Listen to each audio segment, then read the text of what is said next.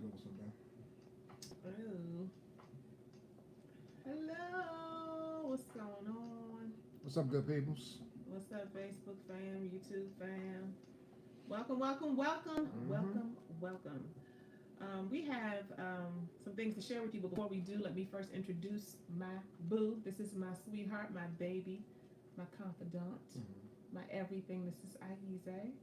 This right here is my delectable, my intelligent, my beautiful, my scrumptious, my Delectable. yeah, delectable. I like that. You do? Mm-hmm. This right here is my baby, my queen, the love of my life, Fiona. What up, boo? How you doing? I am good. I'm good. We've had quite a few of you reach out to us, and for those who may be watching this, whether now or on replay, but may be new to us, we are that dynamic counseling duo. That's the work that we do. We help couples, families, those in relationship, trying to do better, to be the best that you can be for yourself Mm-hmm. and everybody who you impact. What's going on, my eyebrows? See you, sis. So What's up, a Tisha? lot of folks have reached out and just said, how do you really maintain? What can I do a little bit differently to be able to get through this corona situation and specifically being up in the house? Yeah. So if you had a few issues early on, they might feel a Mm-hmm. little more compounded because now you're around each other 24/7. So that's a reality. And then for a lot of folks, just dealing with this time and dealing with the anxiety, the underlying low level kind of incessant noise around coronavirus Yeah. can be stifling to the spirit. Mm-hmm. And so we want to address today for you what might be helpful for you as you take control of your environment. We can always take control of some things even when we're not in control. That's true. And that's what we really want to focus on today. Mm-hmm. Yeah, and the reality is that, as my wife mentioned a second ago, when it comes to being at home, being stuck in the house, we all have different levels or thresholds for stress. And Mm-hmm. so it's important that you recognize that prior to COVID-19, prior to being stuck in the house, that you already had a threshold. And so this right here, I mean, everything just may have become exacerbated based off of this experience. And so in the work that we do, what we recognize is that, couples, when they're able to distract themselves, when they're able to put certain barriers or obstacles or things that are in the way, just based off of the daily routines, that it's easy to forget, it's easy to neglect, it's easy to overlook, it's easy to minimize, it's easy to sweep up under the rug all of the shit that might be bubbling and ready to Just raise to under the the surface. surface. Yes, yes. And so, again, in your relationship, there's some stuff that you may have become even more acquainted with and more familiar with just based off of being in the house stuck looking at your boo 24/7. And that's just real. I don't know if anybody's partner's face is just stressing them out right now. Wait a minute, not their face. Just though. your face. If I have to smell your feet one more time, I'm Really? stressed. Yes.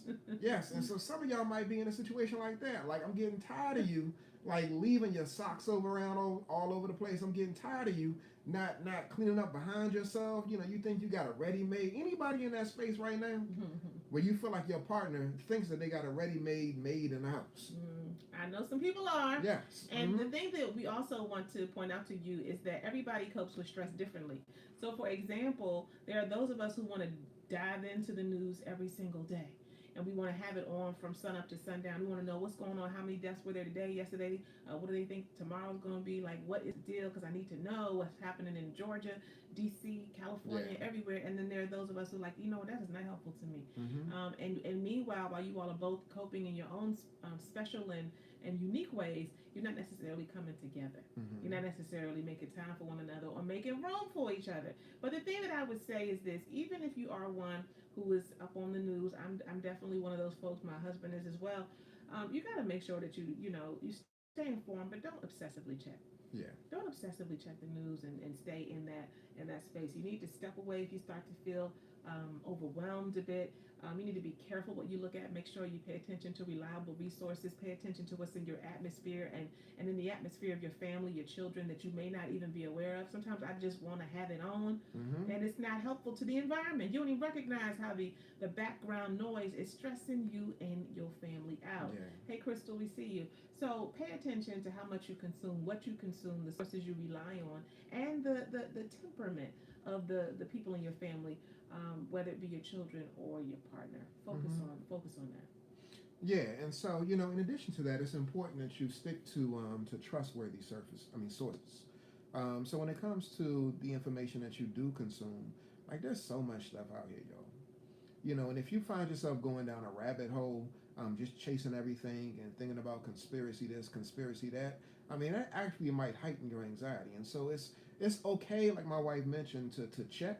But if you're obsessively checking and then you're running down a rabbit hole, then it becomes problematic because what happens is, that again, you're heightening your stress. And so, it's important that you, again, like my wife mentioned, you monitor what you're consuming, but you also monitor the trustworthiness of the sources that you're consuming it from. And you're also limiting how much you're checking for updates. And as she also said, if you're experiencing a situation where you're just overly consumed with the media, just pipe down. In our household, we make it a point that initially when this thing first broke, like we was on it 24/7, which we had to check ourselves because we realized that 24/7, maybe I was. I'm up in the house and I'm watching certain movies, like just trying to reinforce my education around pandemics and that type of thing. So I'm watching Contagion, Containment, and all of that type of stuff. And so that was my modus operandi early on, and so I had to shift that thing because again, it's not healthy for not just myself, but also our children too.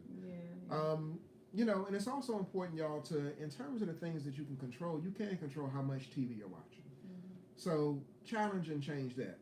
In addition to focusing on how much TV you're watching, one thing that we do, y'all, is if you have to go out, I put a post on Instagram earlier today. Oh, you did? Yeah, get suited and booted if you got to go out. Put that post when we went to the store with a mask. I did. Hey, what's up, Kirsten?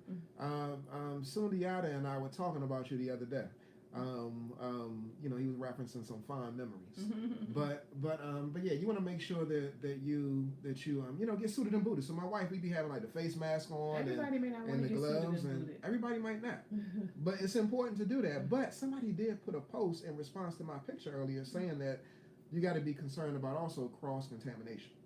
And so when it comes to the gloves, like I was trying to figure this thing out early on when I wear my gloves, and I touch certain things and I touch my phone, it's like, wow, how can you really get away from, or how can you really got to dispose? Yeah, just make sure that your environment is completely safe. So it's hard. It's really hard. But again, even with that, controlling what you can control, putting on the mask, putting on the gloves, whatever it is that you feel like you may need to do, and then also making sure you're staying a safe distance away from people. Using this for time to get it together with your friends and family. Like, we all got more time, let's get together. No, stay in the house. When you go outside, what do I go to the practice UPS store? Social distancing. No, all of that. Like, do the essential things you need to do. I think that sometimes we resist what it is that we ask for. We ask for more time. We ask for more space. We ask for a reprieve, and we don't expect to get it in this way. Well, I don't want a reprieve with this low-level anxiety. I don't want to necessarily get the reprieve, and then I got to figure out how else am I going to make income because perhaps you're laid off or there are different circumstances, and I know that none of it is ideal, but we always got to pay attention to what we've been asking for and what is now possible that was not possible before. So while there are new challenges, there are always new opportunities. Yeah. And oftentimes the human brain just focuses on the challenges. When I was having to go and get up out the house and go to work every day and get up in there by a certain time, I had somebody to report to every minute and all of these different things. You understand what I'm saying? Like, and I wanted to pick up my kids by a certain time and I wanted to do this and that. I was upset. Now I'm at home. I got less pay, minimal pay, whatever. Maybe you have the same pay, right? Maybe you're able to work from home and now I'm up in here, these kids are running all around, or it's just too much, or, my husband getting on my nerves because he's doing the same. But this is what you asked for. There's something in this that perhaps you were looking for, and there's an opportunity. So my challenge for myself is to always be present and to just say, let me get grateful for a second, because there's some things today that I prayed for that I now have the opportunity to lean into more. I'm able to work on my work and get some stuff done that I need to get done and focus in, and then move into family time, move into me time. hello from Italy. All right, I see you. So all of these things that we have an opportunity to lean into now, do not resist. Just focus in. And take advantage of the moment. Be present in the moment. Be present in the moment. Mm-hmm. The other thing that I think is important is to plan. Plan for what you're able to plan for. A lot of folks, they've talked about like, whoa, this being in the house 24/7 is a bit much. But you can put structure in your day. You can say, I'm going to get up by this time. The children need to be up by this time. We're going to do this between these hours. Then we're going to shift into some, rest and relaxation, right? And then we're going to come together, have family time. You can put structure in anything. Mm-hmm. But don't be so overly focused on that now, it feels like a little jail in your house, right? Like people like, dang, it's not relaxing in here at all. Yeah. Because it's a little stressful because we got to doop, right? This is a time for more rest. This is a time for more reprieve. And so be thankful for that and take advantage of that. But structure is key. Structure is important, especially for children. But guess what? On the low, structure is extremely important for adults. It's very important for all human beings who want to be productive in any way. You want to be productive in terms of your personal development. You want to be productive in terms of focusing on your finances. You want to be productive in terms of your business, in terms of your children, in terms of your relationship. You need to have some structure around it. What does that look like? What does it look like now today that you don't get up and leave up out the house every day, every moment? But you're in the house. How do you separate yourself out and get time for yourself and make sure you're still present? Because you can be physically around but not emotionally or mentally available. You know what I'm saying? Like, you still got to have structure. You got to have a process for how to do that and be thoughtful about it. But be grateful for the opportunity and the opportunities that you now have. That doesn't mean it's easy. Doesn't mean it's an easier situation. But you have access perhaps that you did not have before. So be grateful for that. Because the challenges will always be there. They just shift and change, don't they? They just shift and change. They'll always be there. So let's get used to them, and let's pay attention to what we can take advantage of. Yeah. So when you plan, again, you want to make sure that you're planning for some you time as well. So it's not just about the kids, but making sure that you plug in time for you. And so I'm curious to know, is anybody doing that right now? Structuring you time, structuring in you time during the course of the day. Important. It's really important. So whether that be a bath, whether that be taking a moment to, have a glass of wine, whether that be reading a book, just getting away and listening to some music. The morning, devotional. Yeah, devotional. And journaling. So, if you can't do it during the course of the day when everybody else is up, then, a prime opportunity would be prior to or when everybody goes to bed. But are you being intentional? So I see Kirsten is saying yes. That's something that she does. So it's really important that you do that for yourself because your family, not only do you need you, but your family needs you as well. And so it's really important that you have the ability to provide some sustenance to your family, but you got to make sure that you're strong in order to do that. I love this. Me time is in the car, driving, singing songs. I love that. And Kirsten says they've been taking walks. We be taking walks too, child. Let me tell you, and taking time to just, totally inhale in the environment and the beauty that so many times we probably overlook. And taking the time to read and be still. And I see you, teacher, saying that you don't have any structure for me time, but pay attention to how you can incorporate that into your life and into your day-to-day, because some things are more challenging now, but there are some things that are a little easier to do, and so you should pay attention to that. The other piece, y'all, is that you've got to stay connected. We talk about this all the time. Let me see. Okay, so somebody just talked about new season, working remotely. It's been an answer to their prayer. I understand. I feel you on that, and so that's a beautiful thing that you're able to be aware of the blessing even in the midst of the uncertainty. But again, stay connected, y'all. Even when you're physically isolated from loved ones, from perhaps as parents or other family members or what have you, make sure that you reach out, that you touch in. A lot of y'all do that already, right? But there are many of us who don't realize now that we are not able to do that we have to even create some routine around how we check in with our loved ones, how we stay connected in, whether it's siblings or, aunts, uncles, parents, children, whatever. If they're not with us from day to day, we got to check in. We got to connect in. I just had I got on Zoom. No, was it Zoom? No, it was on Google Duo. Google Duo. And I got on there with two girlfriends. Two of my best friends who have known forever, and we just got on and we each had a little glass of wine. We were getting caught up. We were on for about an hour and just talking, just like we would be if we were able to do what we normally would have done, which is get together and go out to eat and catch up. And so that's what we did. So you have to create these new spaces, these new opportunities to be like, hey, how am I going to stay connected and get me time, get connection time, and that again is with not just your friends and family, but with yourself. So one of the things that you want to be mindful of is really allowing your mind to drift and get preoccupied and caught up in all of the what ifs.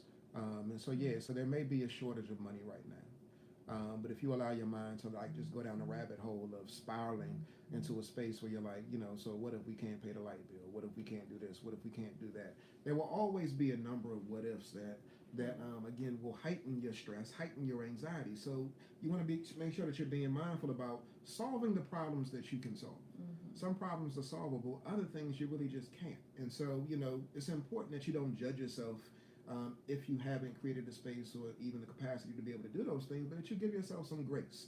You recognize what you can solve and you address those things, but for those things that you can't, you work towards attempting to solve them, but at the same time too giving yourself grace in the process. And so for those of you who are at home with your children, if you got children under the age of 5, I mean, wow, you think that ABCs are easy, but one thing that's not easy is having your child constantly clamoring or clinging or trying to get your attention and asking you to do this and do that. And so again, I give much props to those, early preschool teachers and kindergarten teachers that are really holding the fort down and making sure our children are attended to on a regular basis. And so, when they're at home, it's stressful dealing with that. But what I want to encourage you to do is to give yourself some grace. If you do get frustrated, if you do get upset, if you do, I'm not going to say pop off and lose your temper, but if you find yourself, just feeling overwhelmed in that process, it's absolutely okay. Don Elliott says, just relax. Relax. Yes, relax. And, recognize that it's a part of the process. So give yourself some grace, control what you can control, and implement what you can to bring about changes in your immediate environment. So I just want to just offer up a few quick things to help those who that's easier said than done. When we talk about worrying and not knowing what's going to happen, how long am I going to be out of work? How long is this lockdown going to be? How long? I mean, what in the world, y'all? Where are we? What is this, right? Sometimes I'd be like, what is going on? Because we just don't know how long is going to school be out. How long is this virus going to be running around? Is Trump about to open back up the government? Are we about to be just having everybody infected? How is it that you get away from those kinds of concerns and the concerns that come into our very real lives around how to manage our money, how to manage our household, just how to live, right? How do you do that? And so there are some of us who tend to worry more. And so the first tip I want to give you is just distinguish between solvable and unsolvable worries. There are solvable and unsolvable worries. And if you just get clear about the fact that some of these things that we worry about are things that we really cannot control for. So what is it that we can do about whether or not the country gets opened back up or not, to think about that, or to think about, what the impact will be and that kind of thing. That's not a solvable worry. That's not something on our level that we have control over. What we do have control over is how we live our lives from day to day, how we increase our faith life. I see a lot of y'all posting about that, paying attention to your relationship with God and paying attention to the opportunities that we've already talked about to plug in more with our kids and our partner. We can pay attention to that. So distinguish between solvable and unsolvable worries. Those things will start to soothe your spirit in ways that worrying never will. And then the other piece you want to do is you want to create a worry period. This has been helpful for some clients that I've worked with over the years, where you have a period of time every day, the same way we challenge folks to journal for 10-15 minutes a day, or to get quiet or get still. Some of you meditate, right? Have time with your partner. If it's just 15-20 minutes, 30 minutes at the end of the day where you all come together, create the same kind of intentional time for yourself and create a period for worry. What is that? That literally means that you just allow yourself to focus in. You know how y'all do these to-do lists? Anybody do to-do lists like me? I want you to create a worry list. All the things that I'm worried about. I'm worried about this, and I'm worried about these bills, and I'm worried about my kids, and I'm worried about this. Whatever it is, write it all down. When you can dump it, it is very, very helpful. Everybody's not a talker. Sometimes we don't want to talk, right? But it is helpful if you create a worry period, and then once you have done that thing and you have gotten it out on paper, then every other impulse that you get throughout the day, it's really helpful if you do it early in the day, because as you move throughout the day, you've already listed what the worries are. Now your job is to start to challenge your thoughts. is start to challenge those anxious thoughts, challenge those irrational thoughts, challenge those places that, it's just a habit of your mind, right? It's just what we do because you've already dumped it out. You know what it is. So you challenge those thoughts. And I love what Stephanie says. She says she's into the Bible, getting closer to God. So for you, your faith life is an anchor, and it helps you to really challenge those thoughts. Then you already know what the anxieties around. So what is it? Are you going to put some scriptures down so that every time that thought comes up, you can go and look at that? What is it that you're going to do? Are you going to purchase a book that's going to support you in resolving some of what the underlying worry is about? What is it that you're going to do? Are you going to just stop and just get still? Because guess what? Most of us are walking around in the kitchen and the living room. You ain't at the job, so you can do whatever, right? Yeah. And you can pause for yourself in a very intentional way. So understand the worry is a part of the process, but for those who tend to do that more, you really can distinguish between solvable and unsolvable worries. You can create a worry period so that you can just focus in on getting it out. Don't shame yourself for it. Just strategize around it, and then start to push back on your anxious thoughts. Challenge your thoughts, because thoughts are just thoughts. They don't represent reality necessarily. It's just coming from our emotions. So those are things that may be helpful. Yeah, so it's really important what my wife just mentioned. You don't want to shame yourself for it. And she also said challenge those thoughts. It's important that you do that with yourself. And I'm lifting that up because, you may not be the only person that's worrying. Your partner may be worrying. Your children may be worrying. And so, if we specifically look at romantic relationships, how you tend to your partner's emotional needs in this time period is extremely important. You can build him or her up, or you could tear him or her down. It's really important that you are being mindful and that you're aware that if your partner is experiencing any level of anxiety or worry, how are you going to minister to them? How are you going to help to speak to those areas in their spirit that are uncertain, unsure? How are you going to tend to their heart? The other night, I woke up, and actually I was waking up, several nights in a row after this whole thing broke, probably around about 2 or 3 o'clock in the morning, and just sitting up in the bed. And I think that it was because there was some low-level anxiety that I was experiencing. And what I did was I tapped my wife at 2 o'clock in the morning, and she's all game for it. As a clinician, anytime that I'm willing to put myself in the seat. I don't turn into therapist on you. I'm your wife. She does. She's my wife. But again, so I use the opportunity. So at 2 o'clock in the morning, I tap her, and I'm sitting up on the edge of the bed, and so I'm expressing just some of my concerns, what I'm worried about. And so my wife, in her own unique, soothing way, she was extremely supportive. She listened to me. There was no judgment, no attempt to shame or be critical. Just to allow really a soft place for me to land. And so after I was able to express what it was that I was thinking and feeling, I was able to get back to sleep. And again, she was supportive of me in that experience, and she shared some of her concerns, some of her worries as well. And so I did the same for her. It's really important that, again, if your partner is bringing this stuff to you, you don't see him or her as being weak. We're all dealing with something right now. And somebody got to take the first step. Yeah. So when he did that, he was able to prompt for me. Mm-hmm. A lot of times my feelings, those deeper level emotions, may be pressed down because I'm just moving. But his doing that, prompted for me, like, what's going on with me? How am I feeling in the midst of all this change? It was a moment of stillness that I would perhaps not have done. At least not at that time. Definitely not at 2 o'clock in the morning. But I had that opportunity, and so that was a blessing to me. So you can prompt for your partner, for your children. Yes. Periods of reflection and to get quiet and get still and to just be. To just be. No judgment. Just be. Yes. All right. I think that this has been a wonderful moment in time. I feel calm right now. Just being able to talk about all of these things that are important for us to be able to maintain our mental health, our emotional health, our spiritual health, and the health of our family, as well as ourselves. But remember, you cannot give anything to anybody that you do not have. So when you do not get to yourself, when you do not focus on yourself, and you fall for the okie-doke and think that just because you're taking a moment, perhaps you lock your bedroom door or whatever, that there's an issue with that, right? When you do that, you are really robbing your partner and your children from everything that they can get, that you can pour into them, because you have to give to self before you can give to anybody else. Absolutely. There's one more thing that I just want to look up really quickly. And this is an interesting one. You want to avoid self-medicating.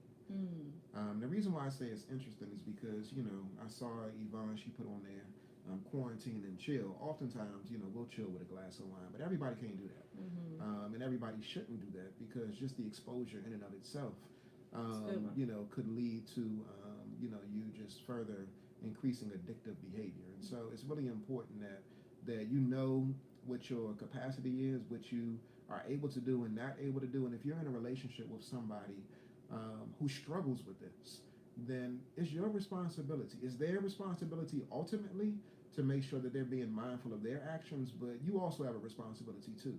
If you love the person that you're in a relationship with, especially during this time period where it's a season of heightened stress, you want to be extremely cautious and mindful and aware about what it is that you're doing because your actions, you know, are having an impact on the environment. And so, again, you want to be mindful. Mm-hmm. All right, guys. We hope that this has been of help to you. And we just really encourage you to stay connected, to be compassionate with yourself and your family and your partner, to make time for yourself, to make time for one another, to make sure you pay attention to the blessings in the midst of the uncertainty, and to rest on your faith. And when you've done that, well, you've done just about everything you can do. But remembering that faith always inspires good action. Not just, you know, sitting back, right? And using your discernment. So if there's anything else that you want to hear from us, we love when you send us emails and say, hey, can you talk about this? Can you share about this? Please send us an email. You can, we'll drop it in the link, but info at the letter B, intentional.com. And then, of course, you can just drop it here on the thread, and we'll do that, and we will see you next time. You're very welcome. See you, Stephanie, Yvonne, everybody. See y'all later. All right, y'all. Peace.